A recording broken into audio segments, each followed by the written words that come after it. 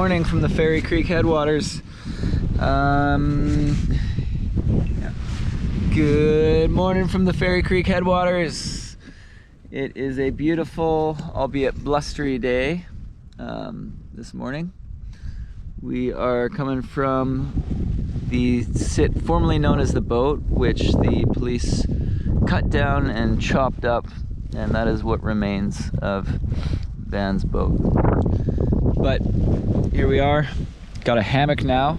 It's a little less luxurious, but it works. I had my first night in here last night. It was not the best sleep. A lot of shaking, a lot of going around. You can see this is pretty high, so I'm gonna have to lower that a little bit. But we can make it work. Yeah, so here we are. Police raided the camp, and we were very, very worried earlier in the week. But that's kind of,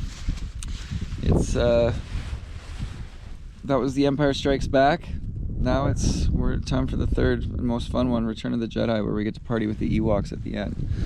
So, still holding on strong. They can't fucking contend with us.